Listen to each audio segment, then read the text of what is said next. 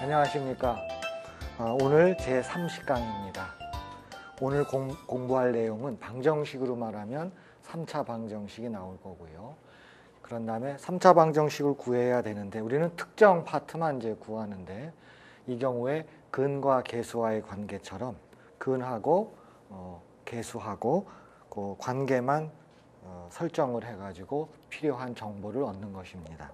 그래서 제목도 3차 방정식의 근과 계수와의 관계 이렇게 설정을 한 것입니다. 여러분 문제 풀어보시고 이해하셨죠? 왜 제목을 그렇게 했는지요? 그러면 이제 제시문을 보도록 하겠습니다. 이 제시문은 정말 굉장히 유명한 일화에 속합니다. 수학하시는 분이라든지 그렇지 않아도 알고 있는 내용 중에 하나인데요. 여기에 등장하는 사람은 두 사람이죠. 하디라는 영국의 수학자하고 인도의 수학자 라마누잔입니다. 여러분 라마누잔에 대해서 많이 들어보셨죠? 정말 천재 수학자입니다.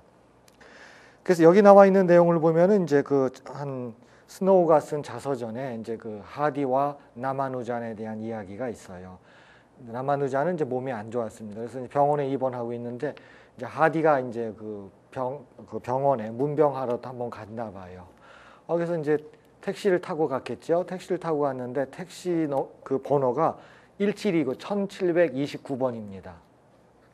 그래서 1729라고 하는 택시를 타고 들어갔어요. 가가지고 뭐 처음에 인사를 했겠죠. 뭐 인사를 하고 뭐 어떠냐, 몸 괜찮냐 그러다가 아유 오늘 택시 타고 왔는데 번호가 1729야.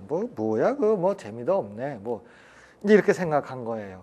보통 우리도 택시를 탔는데 택시 번호가 5555 뭐 이런 거 있죠. 그렇죠. 그러면 기분이 좀 틀리죠. 그렇죠. 그래서 뭐 거기도 영국도 그러나 보죠. 그래서 번호가 좀 좋았으면 좋은데 1729를 타고 들어간 거예요. 그래서 이제 그런 말을 했죠. 뭐 번호도 뭐 그냥 그래 꽂어 뭐 그랬더니 라마누잔이 그걸 듣자마자 아니야. 하디 그게 아닐세. 1729는 정말 멋있는 수네. 서로 다른 두 가지 방법으로 세제곱이죠. 얼마 제곱도 얼마 삼승 더하기 얼마 삼승으로 두 가지로 표현되는 수 중에서는 제일 작은 수가 1729네라고 이제 얘기를 했다는 것을 이제 스노우가 자기 자서전에서 이제 그렇게 쓴 내용입니다. 근데 사실은 여러분 이걸 제시문을 봤을 때 그런 생각 듣겠죠. 야 정말 천재는 대단하다. 어떻게 1729라는 숫자를 듣자마자 어떻게 그런 말을 할 수 있을까. 근데 이건 제 생각입니다만 뭐 얘기는 그래요. 라마누잔이 그 순간 그걸 듣자마자 그렇게 되는 숫자 중에서는 제일 작다. 얼마 삼승 더하기 얼마 삼승으로 서로 다른 이제 두 가지로 표현하는 숫자 중에서 제일 작다라고 하는 거를 그 순간에 말한 거라고는 생각하진 않아요. 그러니까 그 순간에 생각을 해가지고 답을 말했다기보다는 제 추측에도 아마 라마누잔은 그거에 대해서 알고 있었을 겁니다. 왜 그러냐면 우리가 기록을 보더라도 이미 1657년에 1729에 관련된 기록이 있습니다.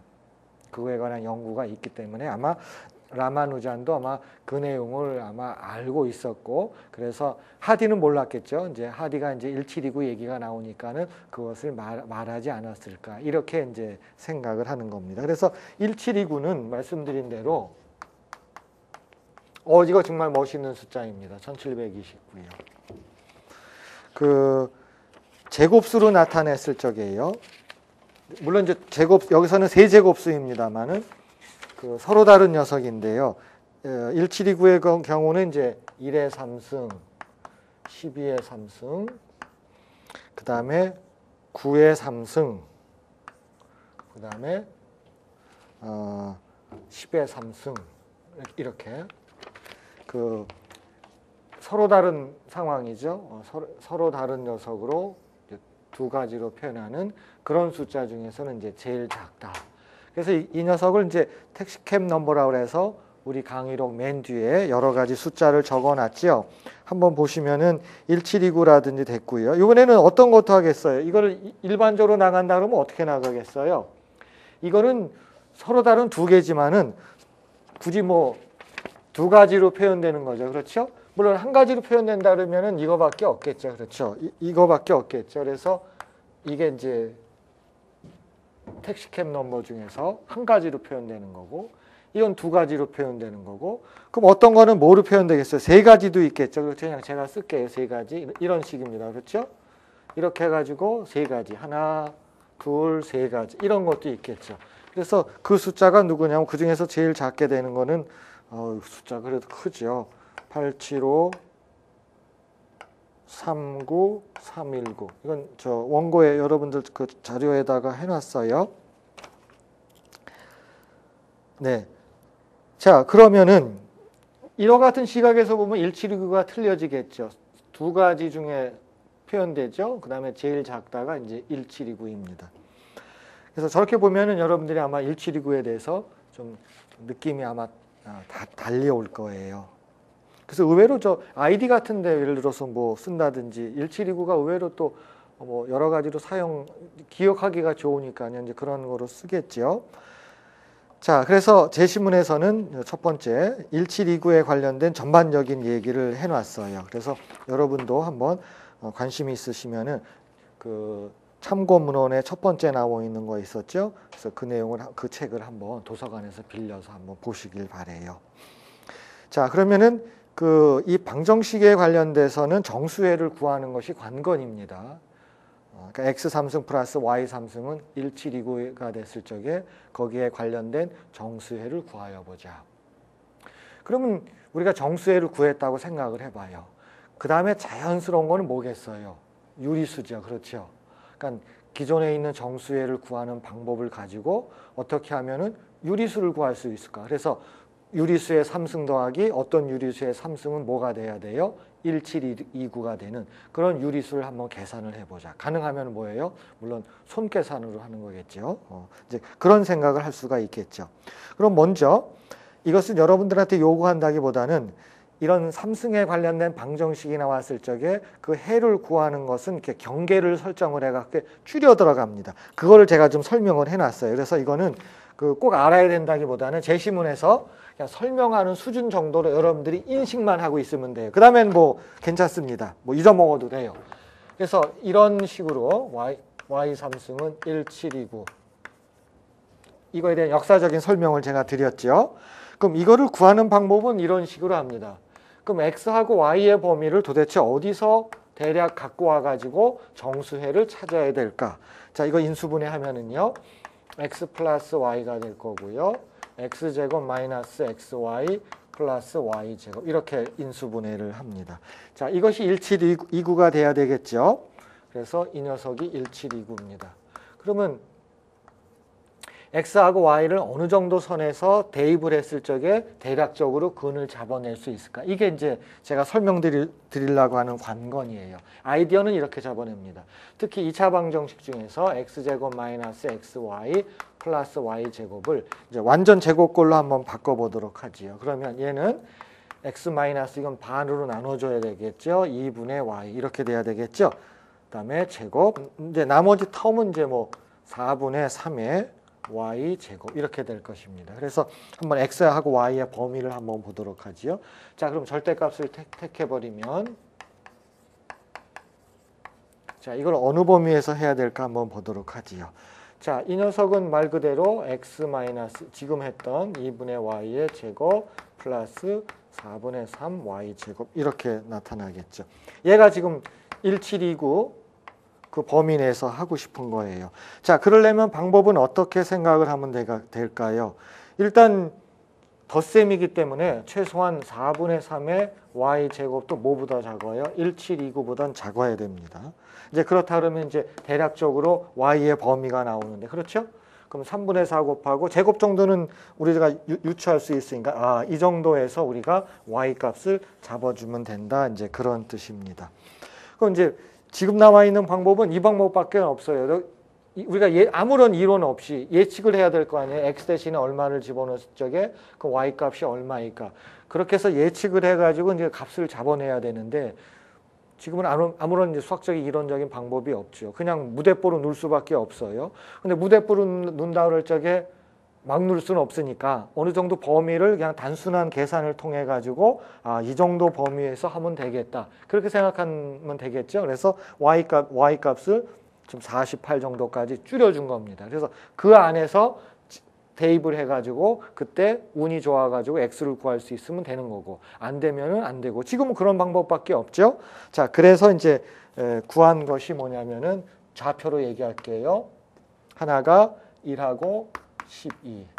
또 다른 하나는 뭐가 되는 거예요? 10하고 9. 그래서 x가 1이고 y가 10일 때, 그 다음에 x가 12이고 y가 9일 적에, 그래서 이제 우리가 두 개의 정수해를 이제 구한 결과가 되겠습니다. 자, 이렇게 제가 이제 제시문의 두 번째에서는 아무런 뭐 수학적인 방법 없이 그럼 x하고 y를 어떤 값을 집어넣어야 될까? 그래서 y를 대략 한 48보다 작거나 같은 범위에서 구할 수가 있다라고 이렇게 좀 거칠게 표현을 했지요. 이제 그 방법밖에 없어요, 지금은요. 자, 그런 다음에 이번에는 한번 그 그래프를 이용해 가지고 한번 생각을 해보도록 하겠습니다. 자, 그러면 여러분 먼저 그래프를 한번 잠깐 보시지요. x 3승 플러스 y 3승 이거에 대한 그래프를 생각을 해봅니다. 그럼 이 그래프가 이렇게 나타나요. 물론 이거는 여러분들이 손으로 할 수 있는 건 아니고요. 이제 컴퓨터를 이용해서 이제 그래픽 계산기도 가능하겠지만 주로 컴퓨터를 이용해서 이제 이거에 대한 그래프를 이제 그린 것입니다.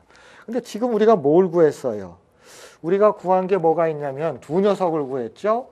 하나가 뭐였어요? 1하고 12. 물론 여기서 우리가 구했다는 얘기는 y의 범위를 설정해서 정말 그냥 노력해서 구했다는 뜻입니다. 특정한 이론이 있었던 것은 아니죠. 자, 그 다음에 이제 10하고 9가 있었어요. 10하고 9가 있었습니다. 자, 그럼 이 상황에서는 뭐 x가 1일 적에 뭐 이 정도 되겠죠. 그렇죠. 여기 있을 거고요. 또 하나는 x가 10일 적에 9, 뭐 이 정도 있겠죠. 그래서 이 두 녀석을 구한 거예요. 그럼 이걸 한번 직선을 한번 그어보죠. 우리가 직선을 쭉 그게 되면은 2, 4분면에 가가지고 이제 어떤 그 즐거운 일이 벌어지죠. 즉 2, 4분면에서 뭐가 이루어진 거예요?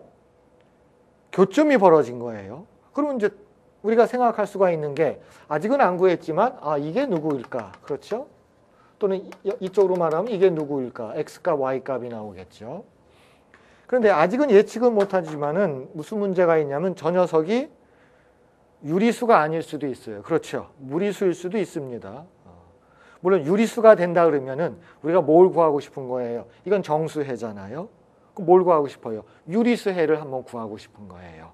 그래서 유리수의 3승 더하기 어떤 유리수의 3승은 1729가 되는 그 유리수를 구하고 싶은 겁니다. 그래서 저 녀석이 유리수가 되면은 우리가 구하고자 하는 목적을 완성을 하는 거죠. 물론 그 과정에서 여러분 아시겠지만 3차 방정식이 나오고 근과 계수와의 관계를 일정 부분은 사용을 해야 된다는 것입니다. 물론 항상 뭐만 해야 돼요? 손계산만 해야 되는 겁니다. 오늘 여러분 강의 노트 보셨지만 숫자가 뭐 10만 얼마도 나오죠. 해야 됩니다. 그것도 왜 이렇게 크냐 그러겠지만은 당연한 거예요. 자, 그래서 우리 유인물에 보면 강의 노트에 보면 그림 30-1이라고 해가지고 제가 이 그림을 이쁘게 그려놨어요. 자, 그러면은 이 방정식이라는 게 말이죠. 지금 근을 생각한다면은 자, 이 방정식이 어떻게 생겼을까? 그러면 여러분 구할 수가 있잖아요. 우리는 두 점을 지나는 직선의 방정식을 아니까 그럼 y-y1은 기울기 들어갑니다. x2-x1분의 y2-y1의 x-x1 이렇게 들어간 거죠. 그렇죠? 따라서 이것을 이쁘게 정돈하면 y는 어떻게 돼요? 마이너스 3분의 1x 플러스 뭐예요? 3분의 37 이렇게 나오겠죠. 그래서 이 방정식이 바로 어디에 들어가는 거예요? 이 녀석입니다. 그렇죠? 그러면 방정식을 구했으면 우리가 뭘 찾아낼 수가 있겠어요? 이 녀석을 찾아낼 수가 있겠죠. 그래서 이 교점을 찾아내서 당연히 그 교점이 우리는 뭐가 되길 원하는 거예요? 유리수가 돼야 되겠죠. 무리수가 되면은 뭐 저게지만 꼭 그렇진 않습니다만은 우리가 원하는 건 뭐예요? 유리수가 됐으면 그러면 참 좋겠다는 뜻입니다. 됐지요? 자, 여기까지가 제시문에서 여러분들의 그 내용을 여러분들에게 다시 한번 정돈해 드린 내용입니다. 그러면 이제 첫 번째 논제로 들어가도록 하겠습니다. 자, 첫 번째 논제를 합니다.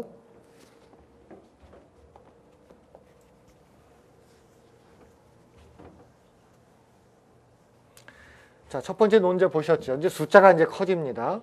물론 왜 숫자가 커야 되는가? 그건 역사적인 설명을 드렸죠. 택시캡 넘버라고 해서 굉장히 유명한 숫자입니다. 자, 그 다음에 조금 아까 보셨지만 직선의 방정식을 구했어요. 자, 그러면 직선의 방정식을 구한 것을 대입을 하면은 아까 이상안에 있었던, 그렇죠? 이상안에 있었던 그 곡선과 직선이 만나는 교점을 구할 수가 있겠죠. 그래서 여러분들을 위해서 그러면은 어떻게 해야 돼요? 이거를 구하려면 대입을 해야 됩니다. 그러면 x 3승 더하기 됐지요? 마이너스 3분의 1x 플러스 3분의 37의 3승은 1729다. 이렇게 된 겁니다. 그렇죠? 요거 1729입니다. 그렇죠? 1729예요. 자, 그러면 이거를 전개를 해야 되는데, 물론 오늘 내용은 여러분 그 문제를 풀어서 알겠지만 숫자가 커집니다. 그래서 제가 여러분들한테 문제를 제공할 적에는 숫자가 크지만은 좀 조금은 계산을 좀 도움을 받을 수 있는 거는 제가 미리 그 제시문이나 논제에다가 여러분들한테 계산을 놓았어요. 그래서 이 계산을 제가 했습니다. 물론 계산을 해갖고 여러분들한테 이 값을 준 거예요. 그래서 논제에다 뭐라 그랬어요? 이거를 활용을 해달라 이렇게 한 겁니다. 그래서 여기까지는 제가 계산을 해드렸고 그 다음부터는 뭐예요? 여러분들이 계산을 해야 됩니다. 이제는 계산하셔야 돼요. 자, 보도록 하겠습니다. 이제 계산 들어가겠습니다. 그러면 핵심은 이거죠. 여기에서 근을 구해야 됩니다. 그렇죠. 3차 방정식의 근이에요. 그럼 3차 방정식의 근을 구하기 위해서는 3차 방정식의 해법을 쓴다. 그건 아니죠. 지금부터는 뭐예요? 여러분들이 교육과정에서 배운 내용을 가지고 이제 해를 구하겠다 그런 뜻입니다. 먼저 첫 번째, 일단 이 방정식의 해를 여러분들이 최소한 지금 당장은 뭐예요? 두 개를 알고 있어요. 그렇죠? 그렇죠. 자, x값이 두 개 있는 거 알고 있습니다. 대입할 때 벌써 보셨잖아요. 누구예요? 하나는 자, 이거에 대한 근이 세 개 나오겠죠. 하나는 알파, 하나는 베타, 하나는 감마 이렇게 쓰도록 하겠습니다. 물론 지금 알고 있어요. x는 1이었었고 또 하나의 x값은 10이었었잖아요. 그러면 편의상 이 베타를 1로 놓고요. 그 다음에 이 감마는 10으로 놓겠습니다. 결국 우리는 뭘 구하는 거예요? 알파만 구하면 되는 거죠. 그래서 두 근을 이미 알고 있기 때문에 실질적으로 어마어마하게 큰 3차 방정식이지만 이미 우리가 두 근을 알고 있고 새로운 또 다른 근을 구하기 위해서 이걸 시도하는 거기 때문에 사실은 그렇게 복잡한 것은 아니라는 것입니다. 그래서 근과 계수와의 관계라는 용어를 제가 썼어요. 자, 그러면 전개를 해보도록 하겠습니다. 자, 물론 주어진 함수 저 녀석은 x-알파, x-베타, x-감마로 인수분해가 된다는 것을 전제로 하겠습니다. 물론 여기서 베타 값 알고 있고요. 그 다음에 감마 값도 알고 있습니다. 물론 이 녀석이 어떻게 돼야 되는 거예요? 원래식하고 같아야 되는 겁니다. 그럼 원래식을 제가 이렇게 끌고 가버릴게요. 아예. 이렇게 끌고 갈게요. 물론 요거 빼놓고요. 그렇죠? 그럼 이 식하고 이 식이 같아요. 그러면 근과 계수와의 관계라고 하는 것은 우리가 뭘 알아요? 이 식이 저렇게 해야 돼요. 인수분해를 해야 돼요. 그런데 인수분해를 할 필요가 없다는 겁니다. 인수분해하기도 너무 어려워요. 저거는요. 그게 불가능하잖아요. 그러면 지금 인수분해 한다는 것은 뭐예요? 지금 알파하고 지금 알파는 모르는 거고요. 구할 거고요. 베타하고 감마 알아요. 그리고 그 식이 저렇게 된대요. 그러면 저 녀석은 어떻게 되겠어요? 실질적으로 이거하고 이거를 같게 한다 그러면 우리가 관심을 갖는 것은 뭐예요? 상수항입니다. 그렇죠? 여기서 말하는 상수항은 어떻게 돼요? 마이너스니까 마이너스 알파. 그 다음에 베타는 누구예요? 1. 그 다음에 감마는 누구예요? 10. 이게 상수항입니다. 그렇죠? 이게 인수분해를 했을 때의 상수항이에요. 그러면 저쪽도 인수분해를 했을 때에 뭐가 있어야 돼요? 상수항하고 같은 거죠? 그러니까 인수분해를 할 필요가 없죠. 자, 그러면 조심해야 됩니다. 자, 이 녀석 끌고 오세요. 제가 일로 끌고 올게요. 자, 일로 끌고 옵니다. 자, 저 녀석도 어떻게 돼 있어야 돼요? 사실은 여기서 조심해야 될 게 있죠. 이론적으로. 자, 이렇게 된다. 그런데 최고창의 개수가 얼마예요? 1입니다. 그렇죠? 이걸 0으로 놓은 상황에서 근의 개수에 따지는 겁니다. 그러면 저 녀석도 어떻게 해줘야 돼요? x 3승 이런 식으로 모양이 바뀌어져야 되죠. 그렇죠. 플러스. 그럼 x 3승이 된다는 얘기는 어떤 뜻이에요? 왼쪽과 오른쪽에다가 뭘 곱해 준 겁니까? 26분의 27을 곱하기 해준 거잖아요. 그렇죠. 자, 왼쪽식은 이퀄 0이에요. 그러면 왼쪽 오른쪽에다가 26분의 27을 곱해줘도 아무 문제 없죠. 그렇죠. 자, 여기는 계속 0이에요. 그럼 곱해줬어요. 그러면 나머지 텀은 제가 생각할 필요가 없습니다. 그럼 뭐만 생각해요? 여기서 뭐만 있으면 되는 거예요? 상수항만 있으면 되는 거잖아요. 그럼 이 앞에는 곱해줄 필요도 없어요. 그냥 점 찍으면 되죠. 자, 대신 상수항에 대해서는 정확하게 써줘야 됩니다. 자, 상수항 정확하게 써주세요. 얼마예요? 27분의 5653 빼기 1729. 이거는 써줘야 돼. 이퀄 뭐가 되는 거예요? 빵이 되는 겁니다. 자, 그러면 근과 계수와의 관계를 내가 왜 타이틀을 붙였어요? 이 상수하고, 왜냐하면 1차항의 개수가 1, 1차항의 개수가 1이기 때문에 이제는 비교할 수 있지요. 그렇죠? 그래서 이거하고 누구하고 같아요? 이거하고 같죠. 그럼 알파 값 구할 수가 있겠죠? 따라서 알파는 어떻게 돼요? 마이너스까지 생각한다면 얘를 먼저 쓸게요. 10분의 1에다가 1729 빼주기 27분의 5653 이걸 계산을 해 주셔야 됩니다. 자, 그러면 알파 값을 계산을 하면은요. 알파 값을 계산하면은 이렇게 나옵니다. 마이너스 26분의 397이 나옵니다. 이건 이제 계산을 해야 돼요. 오늘 뭐 할 수 없습니다. 그렇죠? 자, x 값을 하나 구했죠. 이제 여기서 물론 알파입니다. 그렇죠? 알파라고 하는 것은 알파를 구했다는 얘기는 근 x를 구한 거예요. 이미 알고 있던 근 알파를 구했다. 따라서 새로운 근 x를 구한 겁니다. 누구예요? 마이너스 26분의 397을 구한 겁니다. 이거는 아까 보셨지만 그래프로 따져가지고 이와 같은 모형에서 여기서 이렇게 직선이 나가면서 여기서 만나는 점이 있었죠. 이 점입니다. 그렇죠? 이 점이에요. 물론 여기가 뭐였어요? 1, 여기가 뭐였어요? 10이었었죠. 그렇죠? 그러면 여기서 만난 점 x가 누구예요? 마이너스 26분의 397 이것이 된 겁니다. 그래서 유리수예요. 이제 안심하셨죠? 아까는 그게 무리수가 되면 상당히 이제 좀 걱정이 됐지만 유리수가 되는 거예요. 자, 그러면은 우리가 원하는 게 뭐예요? 또 다른 y 값을 구하면은 x의 3승 더하기 y 3승은 뭐가 되는 거예요? 1729가 되는 방정식에서 유리수의 해를 손계산을 통해서 구한다는 거에 의미가 있는 거죠. 자, 그럼 이제 y 값 들어갑니다. y라고 하는 것은 그 아까 방정식의 그 형태를 쓰면 되겠죠? 여기서 나오는 거죠. y는 어떻게 돼요? y는 마이너스 3분의 1에다가 x 들어가고요. 26분의 397 들어가고 플러스 3분의 37을 해주면 됩니다. 이때 y 값이 얼마가 나오냐면은 26분의 453이 나옵니다.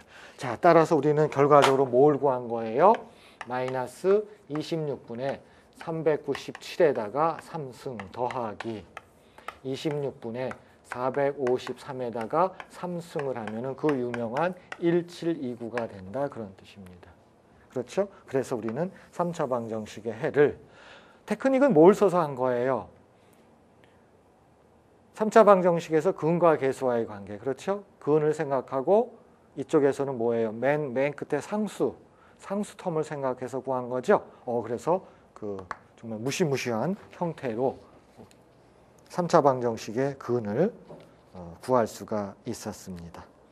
자, 그러면 논제 2로 들어가도록 하겠습니다. 이제 논제 2는 어떤 의미가 있는 거냐면요. 지금은 뭐예요? 직선의 방정식을 가지고 새로운 근을 하나 구했어요. 물론 그 근은 유리수입니다. 그렇죠? 그러면 또 다른 유리수를 어떻게 구할 것이냐 하는 겁니다. 지금으로서는 뭐 방법이 없는 것처럼 보이죠. 자, 그러면 또 다른 유리수를 구하는 방법을 어디서 제공하는 거예요? 논제 2에서 제공을 할 것입니다. 자, 그러면 논제 2로 가서 그 새로운 방정식을 구하는 테크닉을 여러분들한테 소개를 하도록 하겠습니다. 논제이 가시죠.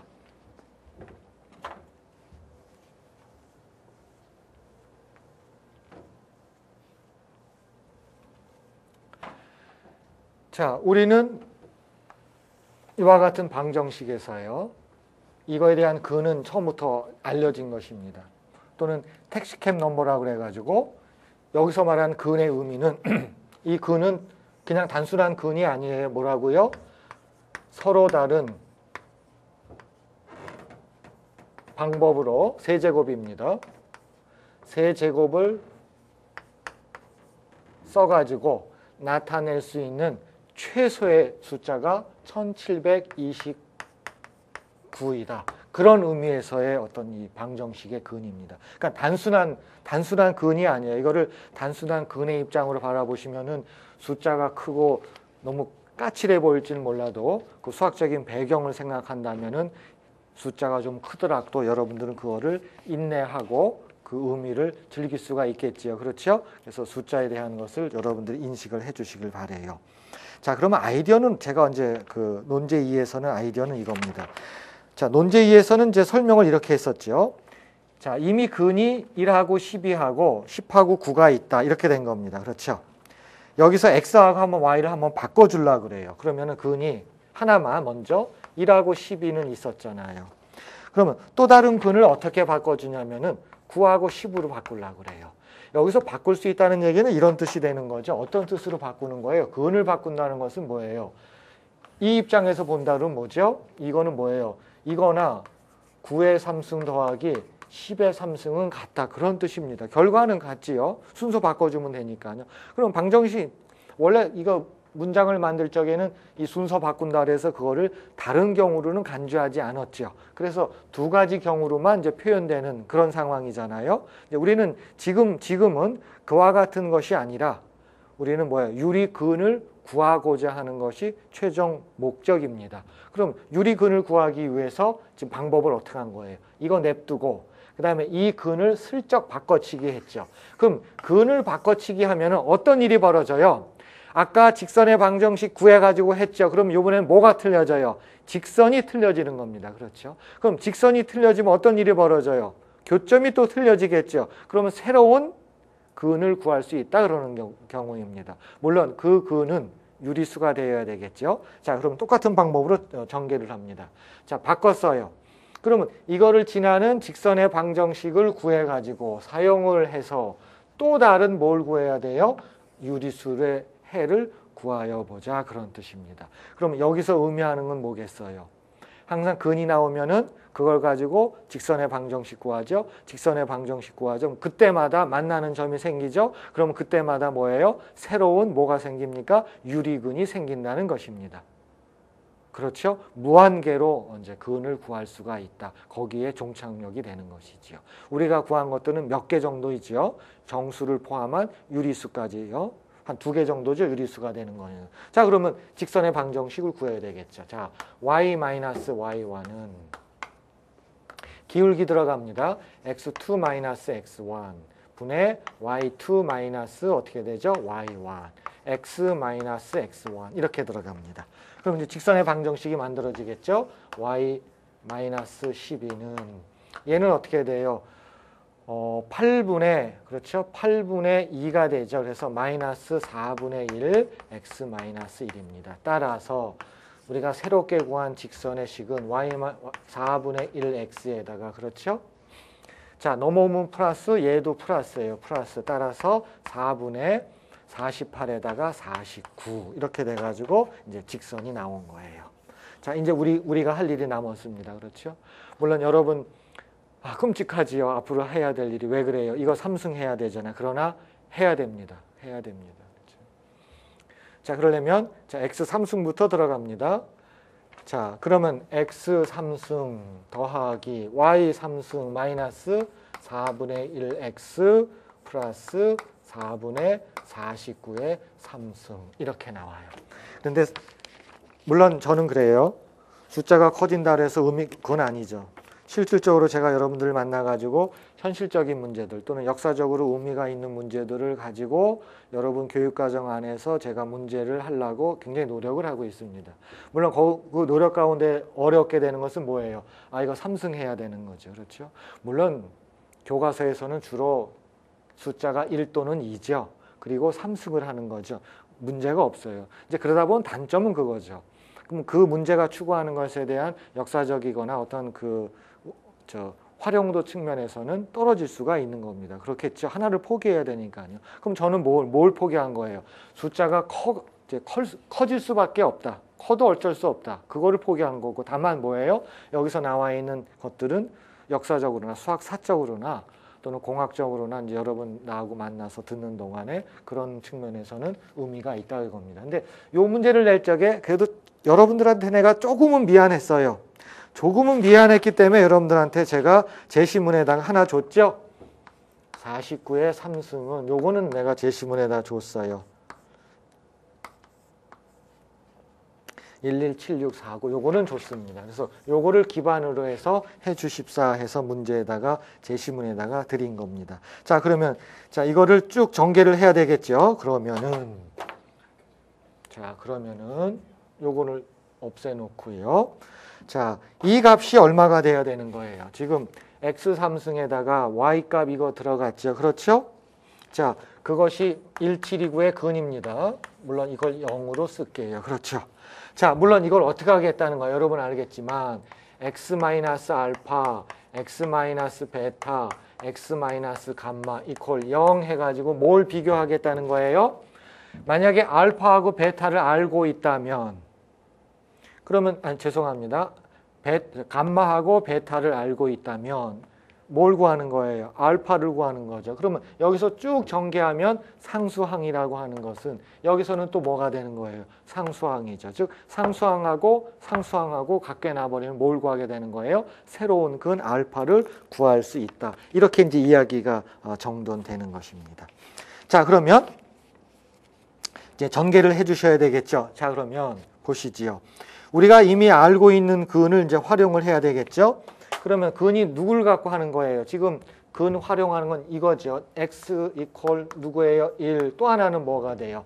x 이퀄 9가 되잖아요. 그 말은 뭐예요? 여기다 지우고 해도 되겠죠? 베타가 1이고 감마가 9입니다. 그러면 선생님이 여기다 지우고 이 안에다 숫자를 들어갈게요. 여기 1이 들어가고 여기 누가 들어가는 거예요? 9가 들어갑니다. 자, 여기서 상수항 주세요. 상수항은 이제 이럴 때 또 부호 조심해야 되겠죠? 마이너스니까 마이너스 9알파 됐어요. 그럼 상수항 해결됐습니다. 그런 다음에 여러분들은 자, 여기서 여러분들은 맨 처음에 이걸 봤을 적에 이거를 삼승하려고는 안 하죠. 그렇지? 안 했죠? 삼승 안 하죠. 왜 그래요? 아까도 보셨지만 이거에 예를 들어서 뭐 2차 항이라든지 또는 뭐 1차 항이라든지 사실은 의미는 없어요. 우리는 그거 구할 필요 없습니다. 여기서는 뭐만 구하면 돼요? 잘 보세요. 자, 상수항만 비교합니다. 그러면 요거의 삼승, 이거의 삼승. 근데 이거 제시문에서 줬죠. 제가 여러분 너무 고생할 것 같아서 줬잖아요. 요거 삼승하고 요거 빼면 되느냐? 아니죠. 뭐 조심해야 돼요? 이거를 전개할 필요는 없다. 그런데 여기서 뭐가 만들어져요? 삼승이 만들어지잖아요. 그러면 부호는 마이너스. 4의 삼승은 4, 4, 16에다 4하면 얼마예요? 4, 6이 24에다가 64잖아요. 자, 그러면은 마이너스 너무 높은가요? 좀 여러분 밑에다 낮게 써드릴게요. 여기서 꼭 계산해야 될 것은 3차항하고 상수항 두 개밖에 나머지 필요 없습니다. 그러면 마이너스 64분의 1의 x 3승이 만들어져요. 자, 상수항은 또 누가 만들어집니까? 여차저차해서 상수항은 누가 만들어져요? 다 필요 없고 부호는 플러스 4분의 49. 여러분들한테 3승 줬죠? 따라서 계산할 수 있죠. 마이너스 1729 이퀄 0 이렇게 되는 겁니다. 그러면 왜 상수항이 필요할까요? 왜 상수항이 필요해요? 여기서 계산할 적에 보면은 이 상수입니다. 3차항의 계수요. 이게 왜 필요하는 거예요? 여기서 계산할 적에 상수 처리한 게 뭐예요? 최고차항의 계수가 뭘로 본 거예요? 1로 본 거잖아요. 그러면 여기도 뭐로 표시해 줘야 돼요? 최고차항의 개수를 뭘로 표시해 줘요? 1로 표시해 줘야 되죠. 자, 그러면 필요한 게 1 마이너스 이거 하게 되면 어떻게 되죠? 64분의 노란 거로 쓸까요? 64분의 63 x 3승. 다른 거 다 필요 없죠? 필요 없고 상수항으로 와가지고 4분의 49의 3승 마이너스 1729 이렇게 필요하겠죠. 그렇죠. 물론 그거 이퀄 0이에요. 그러면 이것을 뭐로 바꿔줘야 되는 거죠? 최고차항의 개수가 1이 됐을 적에 그때 상수항하고 이 상수항하고는 같다. 이렇게 얘기가 돼야 되는 거죠. 이해하셨죠? 그래서 사실은 아까 이거의 3승을 전개하거나 그럴 필요는 없어요. 그래서 3차항의 개수하고 상수항만 계산하면 된다는 겁니다. 그래서 이게 그렇게 뭐 어려운 그런 숫자 계산은 아니에요. 사실은 상황이 어려울수록 잘 보시면은 그거에 대해서 핵심적인 것만 가져가면 되기 때문에 그 계산 자체가 뭐 얼토당토하게 그렇게 뭐 나온다 이렇게 보시지는 마십시오. 근데 사실 어쩔 수 없어요. 여러분들은 숫자를 큰 거를 만날 수밖에 없어요. 왜? 역사적인 의미를 제가 여기다가 집어넣기 때문에 숫자는 이렇게 클 수밖에 없습니다. 그러면 자, 상수항의 개수는 자, 주세요. 자, 이걸 하려면 이게 1차항이 되려면 뭐가 되죠? 63분의 뭘 곱해주나요? 64를 누구한테요? 여기한테요. 그러면 아까 4의 3승 64죠? 선생님이 여러분들한테 선물 하나 준 거 있죠? 49의 3승 뭐라 그랬어요? 117664라 그랬죠? 됐지요? 마이너스 뭐예요? 1729는 뭐가 돼요? 같다. 자, 그러면 여러분 저를 원망하겠지만 알파 주세요. 빨리. 여러분 저 원망하시죠? 자, 알파 값이 얼마예요? 그런데 참 재밌게도 깨끗하게 떨어집니다. 그래서 마이너스 9 알파는 이거 계산을 하면은 저를 엄청 원망하게 하겠지만 111이 떨어집니다. 그래도 괜찮죠? 그렇게 걱정할 정도는 아니죠. 그렇죠? 여러분 제가 막 웃음이 나오네요. 죄송해요. 여러분들은 막 힘들어서 그러는데 아니 도대체 교수님은 막 웃기만 한다 그럴 텐데 자, 거기도 괜찮죠? 자, 그럼 알파 값 나왔죠? 알파가 얼마예요? 마이너스 9분의 111 이렇게 계산이 된 겁니다. 그러면 결국 알파를 계산했다는 얘기는 이쁘죠 이것도 근데 마이너스 얼마예요? 3분의 37 더 이뻐졌네요. 그렇죠? 알파 값이. 자, 그러면 이제 뭐 구해야 돼요? 이 여기서 말하는 x가 또 다른 근 x입니다. 그렇죠? 그럼 y 값 구해야 되겠죠? 이게 사실은 x예요. 이제 근으로 따지면 y값 구하려면 우리가 출발한 방정식이 뭐였어요? y는 아까 4분의 1x 더하기 4분의 49였잖아요. 따라서 여기다가 마이너스 4분의 1, 그 다음에 마이너스 3분의 37 플러스 4분의 49 계산하면 되겠죠? 그래서 이 결과가 어떻게 나오냐면은 3분의 46이 나옵니다.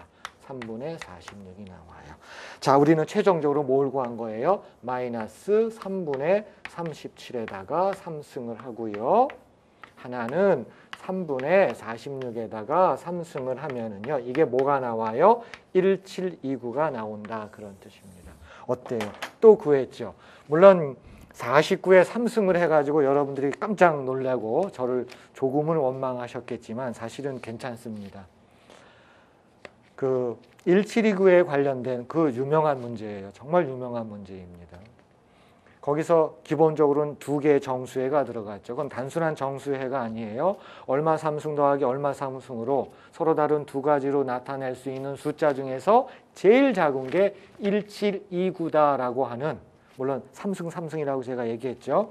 그런 뜻에서 유명한 방정식입니다.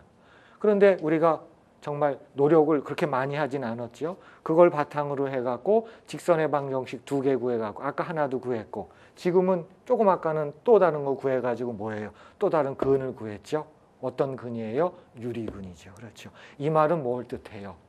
주어진 녀석을 바꾸거나 대체해가지고 직선을 사용해가지고 물론 숫자는 엄청 커지겠죠.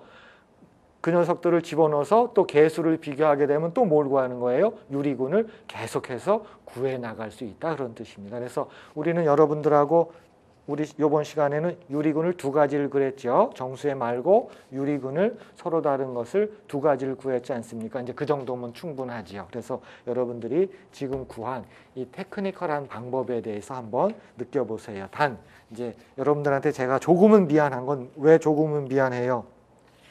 숫자가 너무 커가지고 고생 많았죠? 그렇죠. 그래서 그거에 대해선 미안하지만 사실은 뭐예요? 의미를 여러분들한테 나는 해야 됩니다.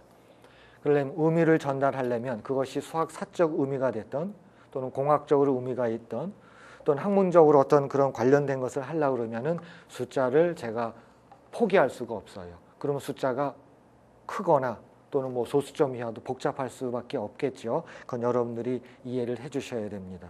왜냐하면 수학은 그것이 수학이기 때문에 그렇습니다. 그러면 참고사항으로 넘어가도록 하겠습니다. 참고사항에는 여러분들한테 말씀드린 대로 N차 택시 번호에 대해서 제가 리스트를 해놨어요. 1729는 뭐라고 부르는 거예요? 두 개로 나타나기 때문에 2차 택시캡 넘버라고 불러요. 1차 택시캡 넘버는 2입니다. 그 이유는 2라고 하는 것은 서로 다른 한 가지로 그렇죠. 3승 3승으로 표현된다. 그 다음에 나오는 게 1729예요. 그 다음에 숫자가 커지죠. 그렇죠. 숫자가 매우 커집니다. 우리 원고 보세요. 자, 3차 택시캡 넘버는 언제 발견됐냐면 1957년에 발견이 됩니다. 이 숫자는 이제 서로 다른 세 가지가 오면서 그러면서 어떤 일이 벌어져요?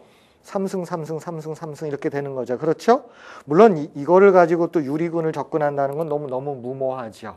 물론 이 경우에는 이제 그래픽 계산기 같은 거라든지 뭐 컴퓨터를 이용해 가지고 소프트웨어 중에 메이플 뭐 매스매티카 뭐 계산기 같으면은 TI-92 뭐 이런 것들은 이제 분수 계산이 가능하기 때문에 뭐 충분히 할 수가 있습니다. 약간만 가지고 하면은요. 그러나 이제 지금은 여러분들은 이제 대학별고사 입장에서 하는 거기 때문에 가능하다기보다는 어쩔 수 없이 손에 의존을 해야 되니까 의미가 없어요. 자, 그래서 1957년에 택시캡 넘버 3차가 발견을 된 겁니다.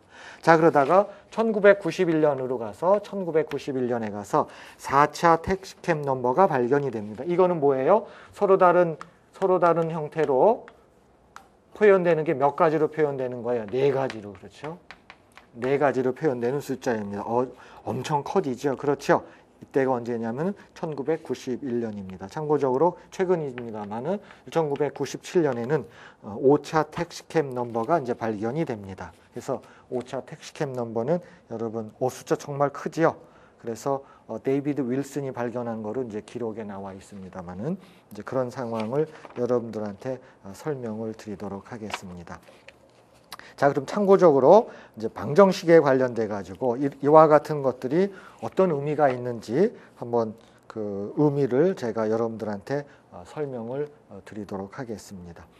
자, 오늘은 택시캡 넘버를 중심으로 해서 3차 방정식 형태로 했고요. 그다음에 근을 구하는 과정에서는 어떤 측면으로 한 거예요? 근을 구하는 거는 1차 방정식을 해 갖고 그렇죠? 그다음에 교점을 구해 가지고 교점이 유리수가 돼서 우리는 유리근을 구했다. 그리고 그와 같은 방법을 쓰면은 정말 여러 개의 유리근을 계속해서 구할 수 있다. 이게 이제 그 3차 방정식에 관련된 겁니다. 자, 그러면은 사실은 그 여러분들이 만나게 되는 3차 함수에 대해서 오늘 이제 3차 함수를 이제 많이 보셨죠. x 3승으로 이루어져 가지고 그것을 오늘은 그냥 x-알파, x-베타, x-감마 이런 식으로 했어요. 사실은 이제 이 3차 함수에 관련돼서 이 방정식 얘기를 사실 다른 데로 제가 비켜갔지만 3차 함수에 관련된 이제 방정식 얘기는 굉장히 유명합니다. 여러분들 아마 까르다노를 아마 기억을 하고 있을 거예요. 그런데 이 3차 방정식은 상당히 의미가 있는 게 어떻게 보면은 복소수를 인정하는 데 있어서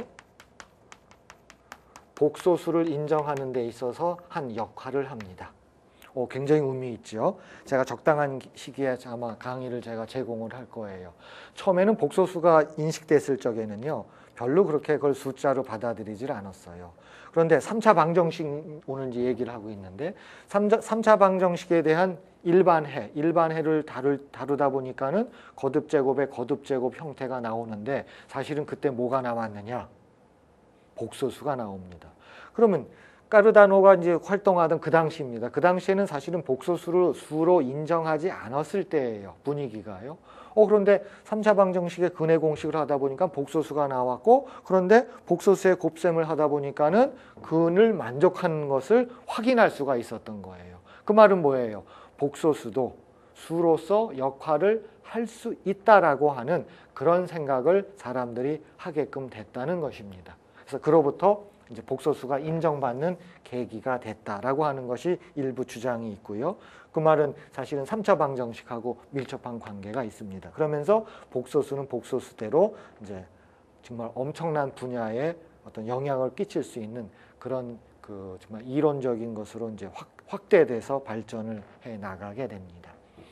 또 하나는 우리가 3차 방정식 또는 3차 함수는 학교에서 거의 쓰지를 않아요. 만약에 그래프의 개형을 그리는 것은 뭐 이 정도겠죠. 그래서 그 1차 함수, 2차 함수 등을 해가지고 뭐 증가하고 감소하고 증가한다든지 그 정도로 이제 다루게 됩니다. 다만 이제 3차 함수가 의미가 갖게 되는 것은 그 실질적인 현실적인 문제로 가면은 가장 현실적인 것은 현실적 문제로 가면은 그 비행기의 이착륙에 대한 궤도 문제하고 같이 합니다. 그래서 3차 함수는 비행기의 착륙. 저번에 한번 언급한 적은 있어요. 근데 이거를 같이 한꺼번에 제가 말씀을 드릴게요. 비행기의 착륙하고 관계되는 것은 어떤 뜻이냐면은 이 그래프는 최고차항이 양이에요. 그럼 최고차항이 음이 되면 3차함의 개수가 음이 되면 그래프의 개형이 어떻게 돼요? 이제 이런 식으로 됩니다. 그렇죠? 그럼 숫자를 조절하게 되면 이게 누워버려요. 거의 누워버립니다. 이런 식으로 누워버리겠죠. 그렇죠? 그랬을 때 이 파트입니다. 여기서 나와 있는 이 녀석이 여기서부터 여기까지. 그래서 이런 식으로 해서 비행기의 이착륙에 관련돼서는 3차 함수로 자연스럽게 접근을 합니다. 자, 오늘 3차 함수에 대해서 근각계수와의 방정식을 배웠잖아요. 그래서 추가적으로 이게 복소수를 인정하는데 일부분 역할을 하였다. 이렇게 기억을 해 주시길 바라고요. 제가 특정 강에서 복소수를 강의할 날이 있을 것입니다. 그때 다시 한번 말씀을 드리도록 하겠습니다. 오늘 3차 방정식에 대해서 아마 생각이 많이 바뀌셨을 것입니다. 오늘 강의 여기서 끝내도록 하겠습니다. 감사합니다.